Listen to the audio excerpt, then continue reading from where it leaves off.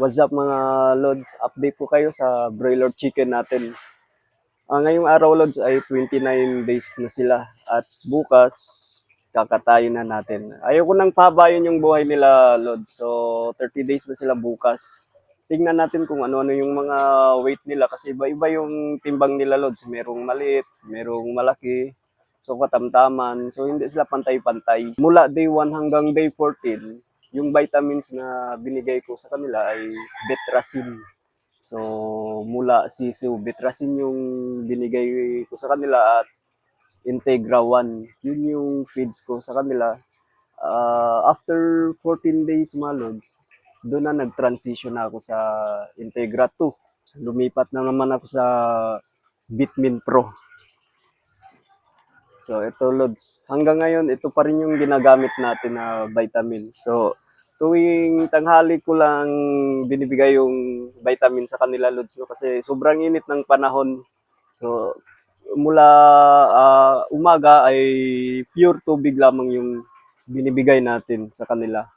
So, ngayon Lods, gumawa ako ng katayan nila Lods. Ito yung katayan nila. DIY na katayan. So, itong lubid na to Lods, dito natin itatali yung paa nila at papasok natin sila dito. Bale, ulo lang yung hugutin natin. At yung feeds na ginagamit natin ay Integra 3. Yun yung last feeds natin. So, paubos na yung feeds natin. Kaya nag-decide ako na katayin na sila. So, ayaw ko nang bumili pa ng feeds. So, itong bigat nila, Lods, ay pwede na pang katay. So, buhay pa sila, Lods, pero meron nang nagmamayari. So, nagmarket ako ng maaga. So, konti lang sila, Lods. Halos 20. Ang natira dito ay 19 na lang. 19. Merong isa na sineparate ko, Lods, kasi napilayan. So, hindi siya lumaki. Yung dito sa kulungan natin ay kuwan na lang, 18 na lang kasi may tatlo tayong nabenta na live chicken. So binenta natin ng 150 yung kilo. So na-deliver na natin. So yun Lods. Tingnan natin Lods kung ano yung bigat nila at ipapakita ko sa inyo. Tara!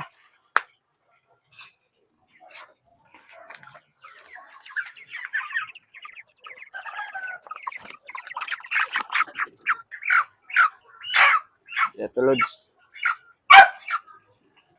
29 days to Lods. Mabigat na siya.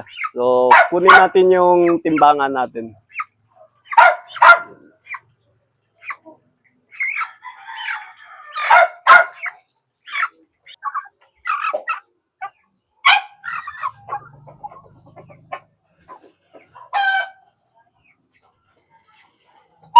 So, nasa 1.45 Lods yung bigat nito.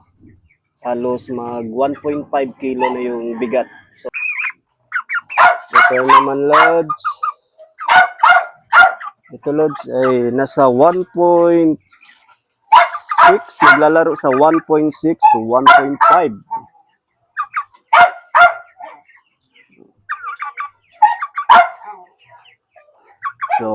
So ito yung nakikita kong maliit sa kanila. Magaan siya Lods. Hindi siya bumigat. Tingnan natin.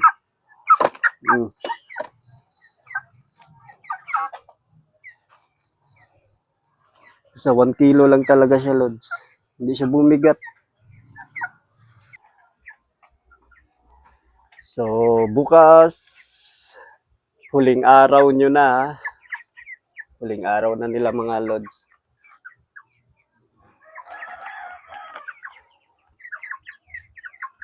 Meron talagang mga maliliit Lods. Hindi sila pantay-pantay yung kanila.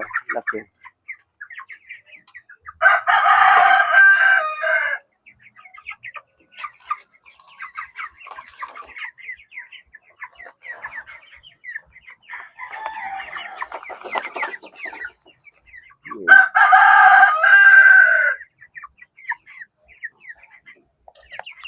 So meron akong isang na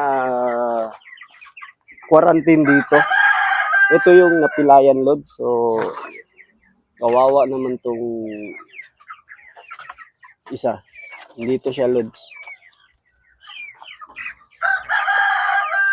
Parang nabali yung paa niya. So, ako na lang yung kusang pinapalapit ko na lang yung mga patuka sa kanya, Lods. Para makakain siya.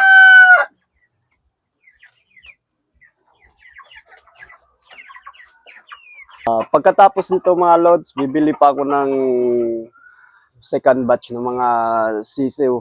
Mag-aalaga pa rin tayo. So, unang batch natin, Lods, wala tayong net income. Meron tayong loss kasi malaki yung expenses natin. So, ipakita ko sa inyo, Lods, yung mga breakdown ng mga expenses natin sa pagkatapos nito. So, kita tayo sa mga susunod na mga vlogs, mga Lods. Babu!